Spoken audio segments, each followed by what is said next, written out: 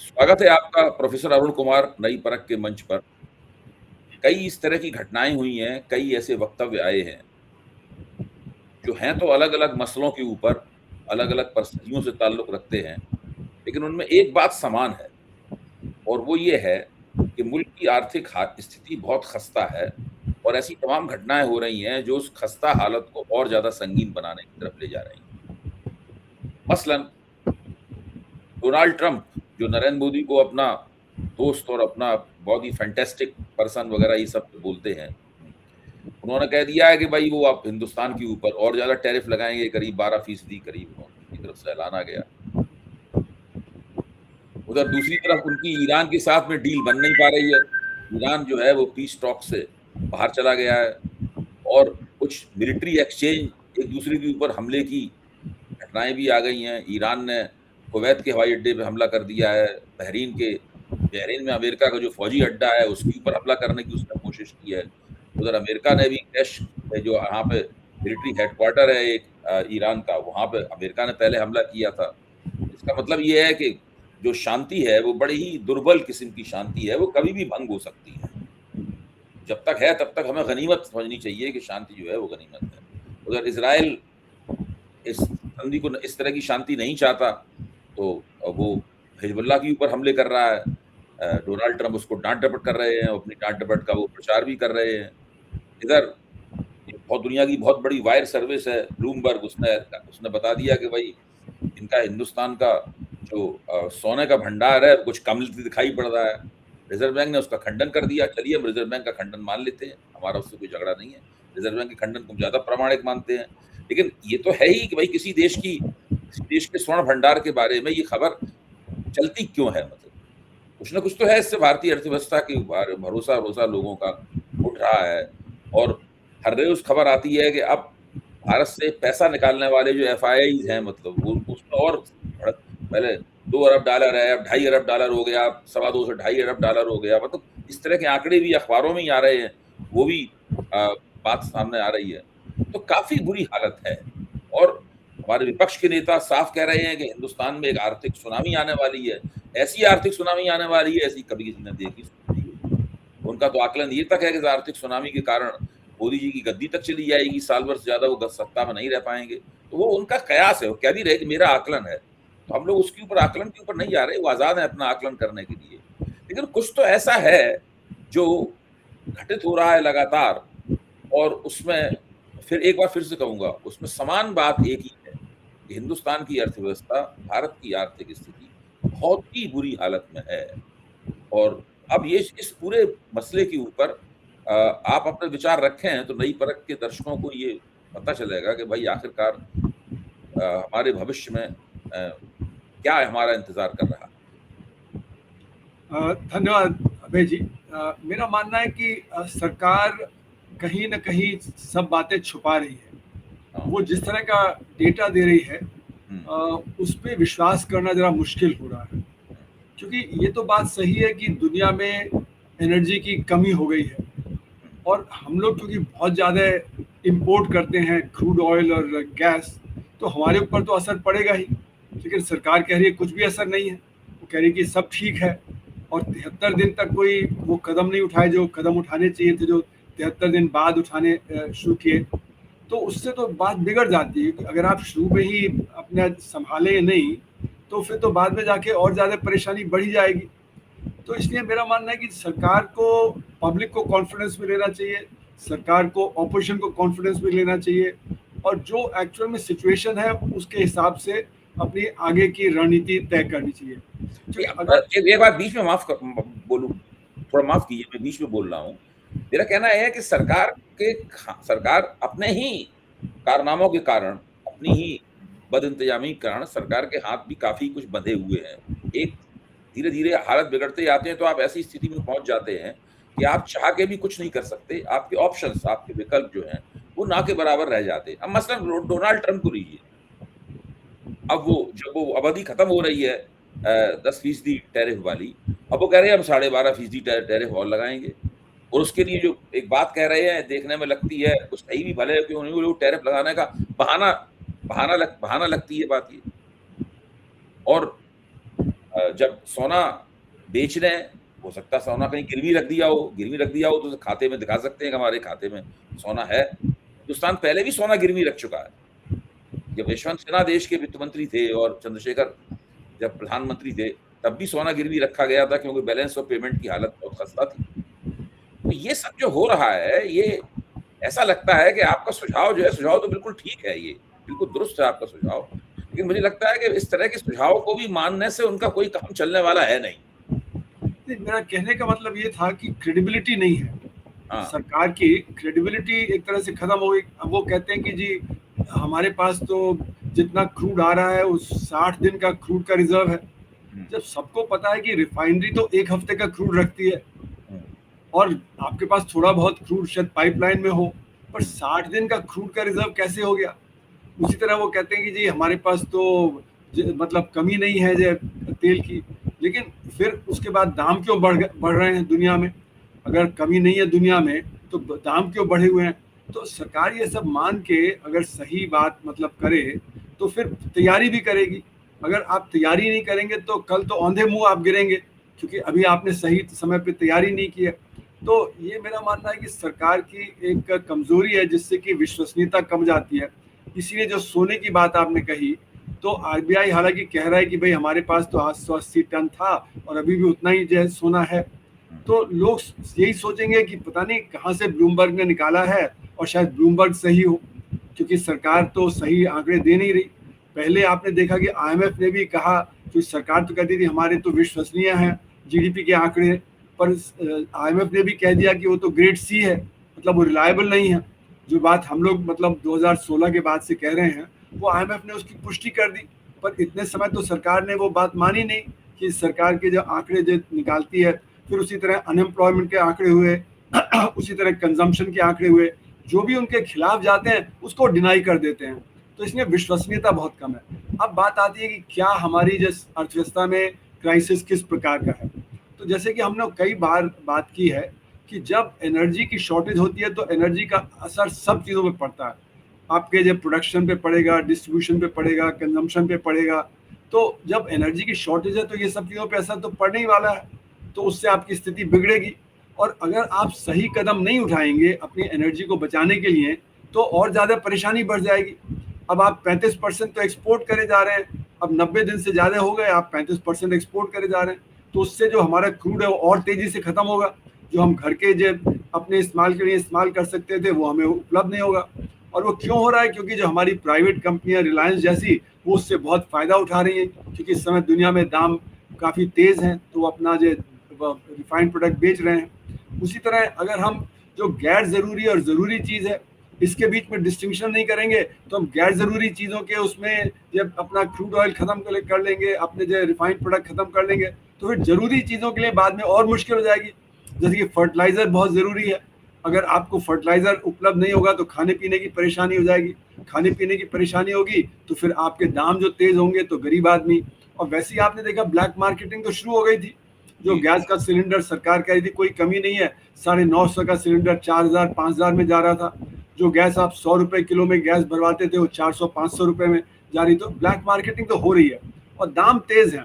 और सरकार कह रही कि नहीं हमारा कंज्यूमर प्राइस इंडेक्स तो 3.5% पे चल रहा है, जबकि जो आम आदमी है उसके जेब पे तो 30-40% का असर पड़ गया, क्योंकि जो 11,000 का जो आमदनी कमाता है उसको अब सिलेंडर के लिए अगर 950 की जगह 5,000 देना पड़े तो 4,000 तो उसके वहीं चले गए। तो 11,000 में 4,000 उसके चले गए, तो यानी कि आपका जो रेट ऑफ इन्फ्लेशन है वो तो 33% हो गया। बाकी सारी चीज़ों के दाम बढ़ गए हैं। आप बाजार में जाइए तो जो ट्रेडर्स बोलते हैं कि जी पीछे से माल महंगा आ रहा है इसलिए हमको महंगा बेचना पड़ रहा है। तो इन्फ्लेशन के आंकड़े भी आपके सही नहीं है। आपका जो डेटा जो प्रोडक्शन का है, जो संघर्ष क्षेत्र पे और छोटे इकाइयों पे बहुत असर पड़ा है ये एनर्जी शॉर्टेज का, तो वो भी आपके जो आंकड़ों में नहीं आएगा। तो इसलिए मेरा मानना है कि जो स्थिति है वो इसलिए बिगड़ रही है कि हम सही स्थिति के हिसाब से नहीं चल रहे हैं। अगर हम सही स्थिति को आंक के और फिर उसके हिसाब से अपने कदम उठाएं, अपनी पॉलिसीज बनाएं, तो हम ज़्यादा ठीक तरह से चलेंगे। और वो नहीं करेंगे तो एकदम से जैसे कहा जा रहा है कि बहुत ज़्यादा परेशानी बढ़ जाएगी, और उसको हम सुनामी कहें या उसको कहें कि हम जो खाई में गिरने वाले हैं, जो भी हम कहें, पर ये मतलब एक डेंजर तो हमारे सामने हो ही गया है कि हम सही समय पे सही कदम नहीं उठा रहे हैं तो बाद में जाके परेशानियां और बढ़ जाती हैं। अब मैं एक जानकार व्यक्ति से बात कर रहा था, उनका कहना ये था कि अगर सरकार ने कुछ सोना बेच दिया है या गिरवी रख दिया है और सोने के बदले कहीं से डॉलर हासिल करना चाहती है सरकार, तो इसमें अपने आप में कोई बुरी बात नहीं है, सरकार को इसे छिपाना नहीं चाहिए, इसे बता देना चाहिए कि वो सोने की कीमत तो फरवरी के बाद से गिरी है दुनिया के बाजार में, और डॉलर की कीमत जो है वो रुपए के मुकाबले बेहतर हुई है। डॉलर उतना नहीं हुआ है, लेकिन कुछ तो डॉलर का एप्रिसिएशन हुआ है।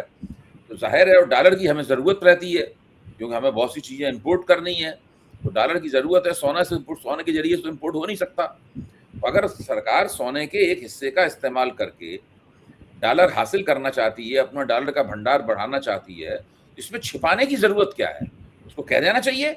और ये कोई भारत के इतिहास में कोई पहली बार नहीं होगा। अगर ऐसा होगा तो बता देना चाहिए, इसमें क्या दिक्कत क्या है? देखिए, डॉलर जो है उसकी विश्वसनीयता ज़्यादा है गोल्ड की। डॉलर की विश्वसनीयता कम हो गई है।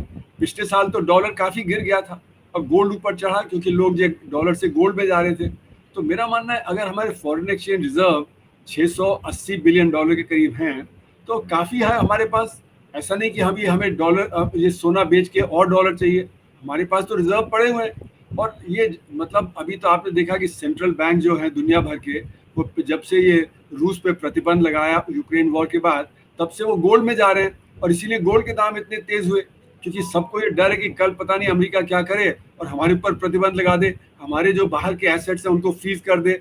तो लोग डॉलर को छोड़ के गोल्ड में जा रहे हैं। तो हमारे सेंट्रल बैंक भी, आपने देखा रिजर्व बैंक ऑफ इंडिया ने भी पिछले 2 साल में काफ़ी गोल्ड अपना रिजर्व बढ़ाया है, और जो उनका गोल्ड बाहर था उसको भी ये देश में अंदर ला रहे हैं, जिससे कि कोई ऐसा खतरा ना कल हो जाए कि जो पता नहीं ट्रंप साहब के दिमाग में क्या आए और हमारे भी एसेट फ्रीज कर ले, जैसे कि ईरान के एसेट फ्रीज हो गए, रूस के एसेट फ्रीज हो गए। तो इसलिए मेरा मानना है कि गोल्ड में रखना ज़्यादा सेफ है और भारत में रहे न कि बाहर रहे, तो वो हमारे लिए ज़्यादा सेफ है। और अभी भी हमारे पास रिजर्व तो बहुत है, अभी क्या ज़रूरत है गोल्ड बेचने की?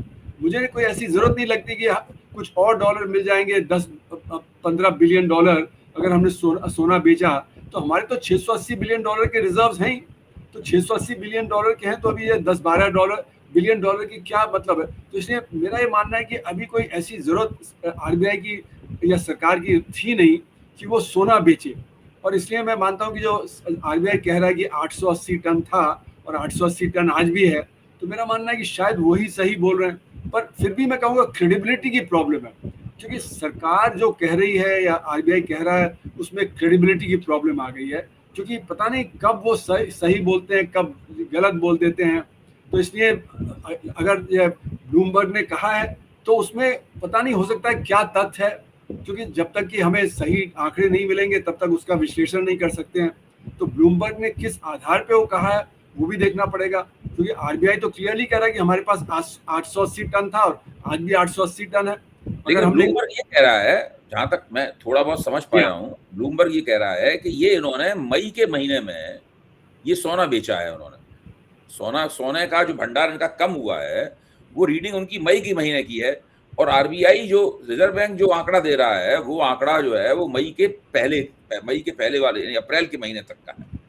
नहीं, वो आरबीआई ने मई के महीने का आंकड़ा नहीं दे रहा है वो। नहीं, आरबीआई ने जो कल क्लैरिफिकेशन दिया तो उन्होंने हाँ, कहा अगर आप हमारी रिपोर्ट देखें तो उसमें आपको मिलेगा कि वो 880 टन अभी भी है। तो उन्होंने क्लियर कर दिया कि अभी हमारे पास 880 टन है।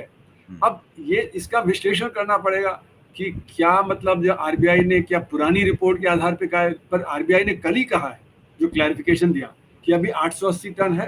तो अच्छा, इसलिए इसमें क्या होता है कि अगर मान लीजिए कहीं सोना बेचने की बजाय इन्होंने गिरवी रखा हो सोना उन्होंने, तब तो ये अपने खाते में दिखा सकते हैं कि सोना तो हमारे ही पास है।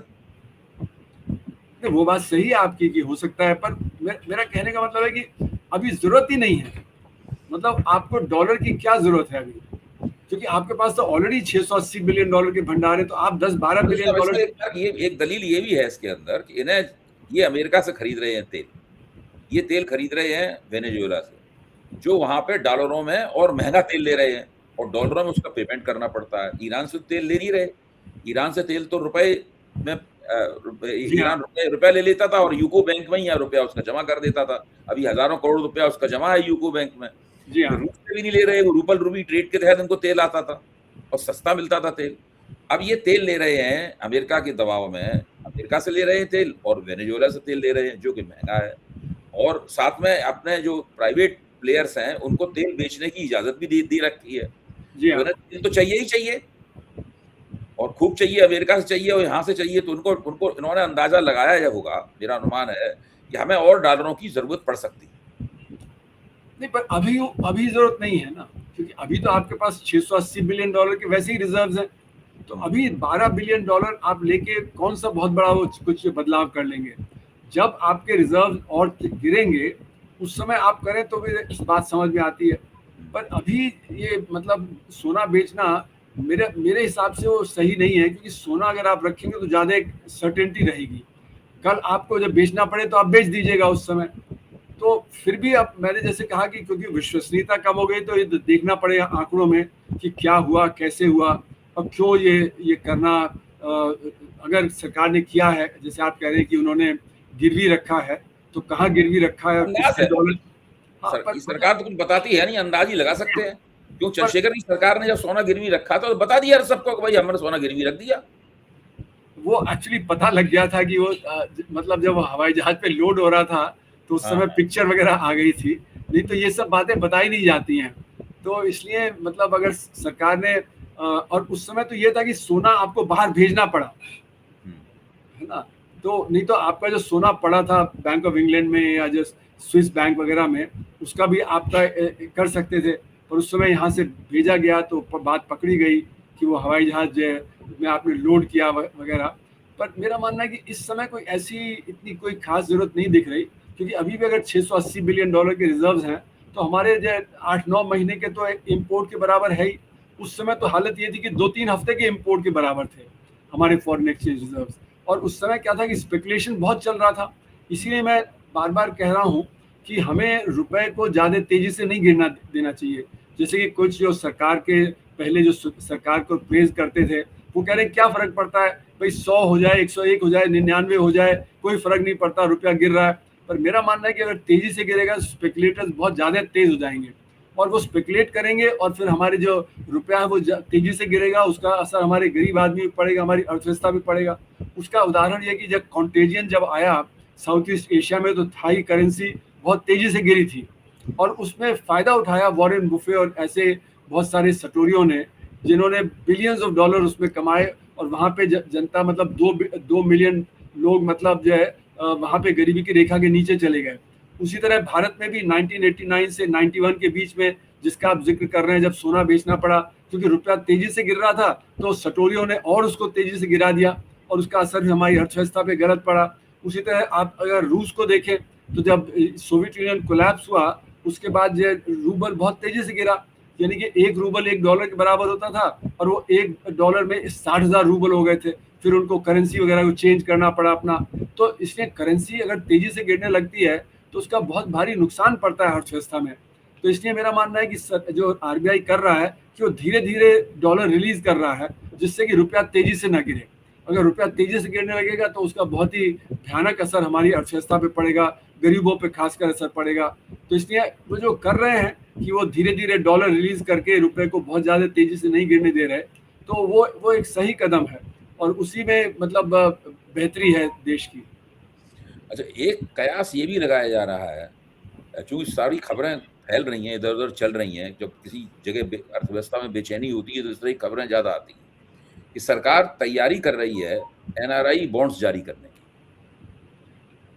और इसीलिए मतलब एक जो कॉन्स्पिरेसी थियरी के बड़े लेनदार होते हैं ना, तो कह रहे हैं कि ये जी हाँ। खबर भी जो सोने की उड़वाई गई है, हैं? वो इसीलिए उड़वाई गई है ताकि उसके लिए कोई एक पृष्ठभूमि बन सके कि अब तो नौबत ये आ गई है कि एनआरआईज़ को बॉन्ड दो और उनसे बदले में डॉलर लो, उन बॉन्ड्स के बदले में।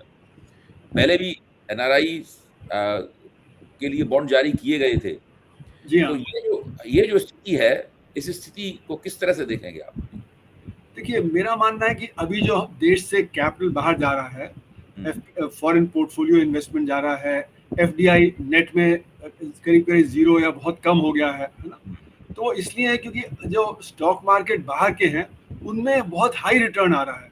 अभी रिसेंटली तो साउथ कोरिया और ताइवान, मतलब वो भारत के स्टॉक मार्केट से भी आगे निकल गए, है ना, जबकि इतने छोटे देश हैं, है ना। अमेरिका में जो टेक्नोलॉजी कंपनियां हैं उन्होंने बहुत पैसा कमाया है पिछले 1.5 साल में, तो वहाँ पे रिटर्न बहुत ज़्यादा है। तो वो तो जो ये होता है जो फॉरेन कैपिटल, वो तो देखता है कि भाई कहाँ पे मुझे ज़्यादा रिटर्न मिल रहा है। जो सटोरिये होते हैं वो देखते हैं कहाँ पे रिटर्न ज़्यादा मिल रहा है, तो उनको रिटर्न वहाँ ज़्यादा मिल रहा है, इसलिए ये पैसा यहाँ से निकाला जा रहा है। तो अगर आप एनआरआई बॉन्ड वगैरह कुछ फ्लोट करते भी हैं तो उसमें आप इतना उनको रिटर्न नहीं दे सकते जो उनके स्टॉक मार्केट में वहाँ मिल रहा है। तो इसलिए वो स्थिति अलग है जो 1997 में थी, जब हमारे ऊपर प्रतिबंध वगैरह लगे थे, जब हमने न्यूक्लियर टेस्टिंग वगैरह की थी, उस समय की स्थिति अलग थी। उस समय कोई ऐसा इतना बड़ा डिफरेंशियल नहीं था और भारत में इंटरेस्ट रेट ज़्यादा थे, इसलिए जो लोग आते थे। पर अभी तो हमारा जो रिटर्न है जो कैपिटल पे, वो तो बहुत कम हो गया है फॉरेनर्स के लिए, क्योंकि एक तरफ रुपया स्लाइड कर रहा है, तो जो भी आपको रिटर्न अगर 10-12% मिलेगा, और उसमें अगर जो रुपए का डिवैल्यूएशन हो जाता है 6-7%, तो आपका रिटर्न तो 6-7% ही रह जाएगा, तो फिर आप उसमें नहीं इन्वेस्ट करेंगे। तो इसलिए मेरा मानना है कि एनआरआई बॉन्ड भी इस समय शायद कोई ज़्यादा वो नहीं असरदार होगा। उसी तरह मेरा मानना है कि आरबीआई भी अगर इंटरेस्ट रेट बढ़ाता भी है, वो कहता है कि जी चलो ये पैसा बाहर जा रहा है तो उसको हम थोड़ा आधा 1% और रिटर्न दे देते हैं, इंटरेस्ट रेट बढ़ा देते हैं, उससे भी वो नहीं रुकेगा, क्योंकि जो डिफरेंशियल है वो तो 20-30% का है। तो आप उतना 20-30% ज़्यादा इंटरेस्ट नहीं बढ़ा सकते, या उतने बॉन्ड पे आप नहीं इंटरेस्ट दे सकते। तो इसलिए मेरा मानना है कि अभी उससे भी नहीं कोई असर पड़ने वाला है कि आप जो आरबीआई इंटरेस्ट रेट बढ़ा दे, या आप जो एनआरआई बॉन्ड्स आप फ्लोट कर दें जिसपे कि आपको एक हाई रिटर्न मिल सकता है, तो उतना हाई रिटर्न हम दे नहीं सकते, कि उसका असर फिर हमारी अर्थव्यवस्था पे बुरा पड़ेगा, क्योंकि उतना सरकार को फिर जो है अपने बजट से वो देना पड़ेगा इतना ज़्यादा इंटरेस्ट रेट। तो इसलिए मेरा मानना है कि ये सारे कदम भी अभी कोई ऐसे वो नहीं है। और क्योंकि जैसे मैंने कहा, अगर अगर आपके पास $680 बिलियन अभी भी रिजर्व का है, तो कोई अभी ऐसी आफत नहीं है कि आपको ये सब करना पड़े। आप अगर मतलब स्थिति को संभाले रखें, रुपए को ज़्यादा तेजी से न गिरने दें, तो कोई ऐसा नहीं कि सट्टेबाज जो हैं वो एकदम से बहुत ज़्यादा गेम खेल जाएं। तो इसलिए अभी ये सब करने की मुझे नहीं अभी खास ज़रूरत नज़र आती है। आपकी विश्लेषण से ये लग रहा है कि सरकार अगर होशियारी से चले और ज़्यादा बाज़ारवादी सलाहकारों की बातों में ना आए, तो वो मौजूदा हालात को कुछ थाम सकती है। जी हाँ, तो ये तो जो बाज़ारवादी लोग हैं, वो तो इंटरनेशनल फाइनेंस कैपिटल से जुड़े होते हैं। वो तो इंटरनेशनल फाइनेंस कैपिटल को देखते हैं किसमें फ़ायदा होगा। अगर सट्टेबाजी बढ़ जाती है तो जो सटोरिये हैं, जो इंटरनेशनल फाइनेंस कैपिटल के हैं, उनको ज़्यादा फ़ायदा मिलेगा, तो इसलिए उनकी बात करते हैं। पर आप ये सोचेंगे ये फ्री मार्केट है कहाँ? ये तो सारे जो मार्केट होते हैं इनमें बड़े-बड़े जो सेठ होते हैं, जो अरबपति लोग होते हैं, वो डोमिनेट करते हैं। वो जिस दिन चाहते हैं तो स्टॉक मार्केट गिर जाता है, वो जिस दिन चाहते हैं तो स्टॉक मार्केट बढ़ जाता है। तो फ्री मार्केट कहाँ है?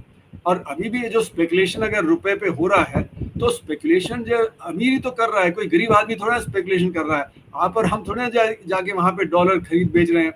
ये तो जो बड़े-बड़े प्लेयर्स होते हैं, जो ग्लोबल कैपिटल है, वो ग्लोबल कैपिटल करता है। तो ये लोग पता नहीं क्यों ग्लोबल कैपिटल को मदद करने के लिए कह रहे हैं कि जी अगर रुपया गिर रहा है तो गिरने दो। तो ये मेरा मानना है कि जो फ्री मार्केटियर्स हैं, उनको इतना तो समझना चाहिए कि भाई दुनिया में कोई भी मार्केट फ्री नहीं होता है। वहाँ पे बड़े-बड़े जो प्लेयर्स होते हैं वही डिटरमिन करते हैं। कोई फ्री मार्केट का जो कहना कि ये फ्री मार्केट है, अपने आप रुपया ठीक हो जाएगा, ये सब नहीं। और एलन ग्रीनस्पैन, जो आपको पता है कि जो मतलब बहुत लंबे अरसे तक फेडरल रिजर्व के चीफ रहे, और उनको तो जो फाइनेंस मार्केट है उसको तो भगवान समझता था। तो वो जब मार्केट बहुत बढ़ रहा था 1990s में और अर्ली 2000 में, तो लोगों ने कहा कि भाई ये तो बहुत ज़्यादा बढ़ रहा है और ये बेकाबू हो जाएगा। तो उन्होंने कहा नहीं, मार्केट सेल्फ रेगुलेटरी होता है, वो अपने आप रेगुलेट कर लेगा। अब जब 2007-8 का ग्लोबल क्राइसिस आया और जब दुनिया में मार्केट सब गिरे, तो फिर उनसे पूछा गया सेनेट में, उनको सेनेट में बुलाया गया, तो सेनेट में उन्होंने कहा कि मैं गलत था, markets are not self regulating. तो उन्होंने कहा ये जो मॉडल था वो गलत मॉडल था और मैंने गलती की। तो इसलिए एलन ग्रीनस्पैन भी एडमिट किया उन्होंने कि ये जो फॉरेन एक्सचेंज मार्केट होते हैं या ये होते हैं, ये फ्री नहीं है और ये सेल्फ रेगुलेट नहीं कर सकते हैं। इसमें तो सरकार का दखल ज़रूरी होता है, और इसमें इसलिए आरबीआई का दखल, सरकार का दखल, सरकार सही कंडीशंस क्रिएट करे और एक जनता में कॉन्फिडेंस क्रिएट करे। जनता में कॉन्फिडेंस होगा तो अब जैसे कि काले धन की अर्थव्यवस्था है, उसके चलते कितना फॉरेन एक्सचेंज बाहर चला जाता है ना? अगर अब वो कौन काली कमाई करता है? ये पॉलिटिशियन और बिजनेसमैन, यही लोग मिलकर तो काली कमाई करते हैं, तो ये अपने ऊपर अंकुश नहीं लगाते हैं। तो इसलिए तो बार बार कहता हूँ कि जो ऑस्टेरिटी की बात है वो तो 5% लोगों पे लागू है ना, 95% के पास तो कुछ ऑस्टेरिटी करने के लिए कुछ है ही नहीं, वो तो ऑलरेडी बेयर एग्जिस्टेंस पे है। तो जो काली कमाई कर रहे हैं, जिनकी ज्यादा कमाई है, जो फिजूल खर्ची करते हैं, जो यहाँ से कैपिटल बाहर ले जाते हैं, जो अपने बच्चों को वहाँ भेजते हैं पढ़ने के लिए, जो हॉलीडे पे जाते हैं, वो ये 5% ही है। और उसमें एक बड़ी संख्या जो हमारे पॉलिटिशियंस की है, हमारे जो करप्ट बिजनेसमैन की है, उन्हीं के ऊपर तो लगाम लगानी है। उनके ऊपर लगाम लग जाए तो अर्थव्यवस्था जो सुचारू रूप से चलेगी, क्योंकि काले धन की अर्थव्यवस्था के चलते ही पॉलिसीज फेल कर जाती हैं, जो जनता को जो हमें अचीव करना चाहिए वो अचीव नहीं कर पाते हैं। तो पॉलिसी फेलियर तो काले धन की अर्थव्यवस्था से ही जुड़ा हुआ है, तो अपने ऊपर ही रेगुलेशन करना उनके लिए बहुत जरूरी है। अब मैं एक आखिरी सवाल पूछ रहा हूं आपसे, जिसका जवाब देने के लिए हो सकता है आपको कुछ स्पेकुलेशन आपको भी करना पड़े।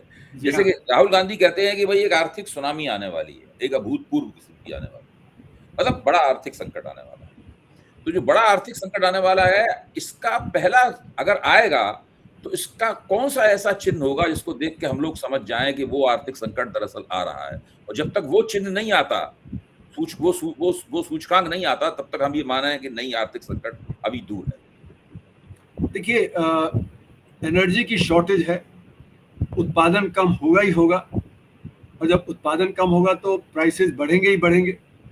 तो आपका स्टैगफ्लेशन एक इंडिकेशन होगा कि एक क्राइसिस बढ़ता चला जा रहा है। और जैसे आपने कहा कि अभी अमेरिका और ईरान के बीच में अभी कोई समझौता नजर नहीं आ रहा, क्योंकि उनके ऑब्जेक्टिव अलग हैं। ईरान अपनी सॉवरेनिटी को नहीं कॉम्प्रोमाइज करना चाह रहा, वो लेबनान में नहीं कॉम्प्रोमाइज करना चाह रहा, और अमेरिका चाह रहा है कि वो अपना न्यूक्लियर वो छोड़ दे, जो उसको सॉवरेनिटी मानते हैं ईरान वाले, वो छोड़ना नहीं चाहते हैं। तो इसलिए अभी समझौता नहीं हो रहा है, तो इसलिए एनर्जी शॉर्टेज तो मुझे लगता है कि अभी चलती रहेगी कम से कम और 4-5 महीने। तो जैसे जैसे ये बढ़ता जाएगा तो एक रिसेशन का खतरा होगा कि उस समय आपका उत्पादन गिरने लगे, मतलब कि जो अभी थोड़ी बहुत बढ़त है वो भी खत्म हो जाए। तो ये स्टैगफ्लेशन की जो स्थिति है, उसके चलते हुए हमारे जो वर्कर्स हैं, हमारे जो गरीब हैं, उनके ऊपर बहुत बोझ पड़ेगा। वहाँ पे मेरा मानना है कि एक रिवोल्ट सा होना शुरू हो जाएगा। जैसे कि आप देख रहे हैं cockroach party, suddenly cockroach party में इतने सारे लोग जुड़ गए, है ना? वजह उसकी क्या है? वो परेशानी में है। आपने नोएडा में देखा, आपने गाजियाबाद में देखा, गुड़गांव में देखा, पंजाब में, राजस्थान में वर्कर्स प्रोटेस्ट कर रहे हैं क्योंकि उनका खर्चा नहीं चल रहा, उनके जो परेशानी बढ़ रही है, बच्चों की फीस देना मुश्किल हो जा रहा है उनके लिए। तो ये जो परेशानी बढ़ेगी तो ये स्टैगफ्लेशन की स्थिति वो परेशानी बढ़ाएगी, और आम जनता में परेशानी जब बढ़ेगी तो वो वहाँ पे मुझे लगता है रिवोल्ट होना शुरू होगा। तो ये रिवोल्ट होना, और देखते हैं अभी कॉकरोच पार्टी का क्या होता है। 6 तारीख को साहब आ रहे हैं, और फिर वो किस प्रकार से प्रदर्शन वगैरह होता है, क्या करते हैं, है ना, कितने लोग जुड़ते हैं उससे, क्योंकि वो असंगठित क्षेत्र है। असंगठित क्षेत्र में लोगों को संगठित करना बड़ा मुश्किल होता है। तो अगर लोग संगठित हो जाते हैं तो इसका मतलब है परेशानी बहुत बढ़ गई है, लोग जुड़ना चाहते हैं जो अभी एस्टैब्लिश्ड पार्टीज या पॉलिटिकल स्ट्रक्चर है उससे अलग, तो वो भी एक इंडिकेशन होगा कि स्थिति बिगड़ रही है। और जो कॉकरोच पार्टी के जो अभिजीत दीप के आ रहे हैं, उनके बारे में तो तरह तरह की बातें की जा रही हैं। ये बात की जा रही है कि अगर उनको आने दिया गया तो उसके दो मतलब हैं कि भाई सरकार चाहती है कि वो आए, और अपोजिशन का जो स्पेस है उसको अपनी तरफ कर लें, तो आपसे अपोजिशन पार्टी स्थापित जो विपक्षी दल हैं उनको उससे दिक्कत पैदा होगी। और अगर सरकार उनको गिरफ्तार करती है, रोकती है, तो कभी न कभी तो सरकार को उन्हें छोड़ना ही पड़ेगा, तब वो और भी ज्यादा बड़े हीरो बन के उतरेंगे। दोनों ही इस तरह की बातें उनके बारे में की जा रही हैं, क्योंकि उन्होंने अपने प्रेस ट्रस्ट ऑफ इंडिया को दिए गए इंटरव्यू में भाजपा पे भी हमला किया है और कांग्रेस पे भी हमला किया है, राहुल गांधी पे भी हमला किया है। इससे लगता है कि शायद वो किसी तीसरे विकल्प की बात कर रहे हैं, और भारतीय राजनीति में तीसरे विकल्प की चर्चाएं अक्सर होती रही हैं। बहुत बहुत धन्यवाद अरुण जी। परिस्थितियां ऐसी हैं जिसमें बहुत अधिक परिवर्तन की और नई कुछ नया कुछ घटित होने की संभावनाएं हैं, अर्थव्यवस्था के क्षेत्र में भी और राजनीति के भी क्षेत्र में। हम दोनों ही मिलजुल के इसके ऊपर निगाह रखेंगे, और जैसे ही हालात आगे बढ़ते हैं तो उसके साथ कदम ताल करते हुए हम लोग भी कोशिश करेंगे कि उसका एक मतलब निकालें। ठीक, शुक्रिया, नमस्ते।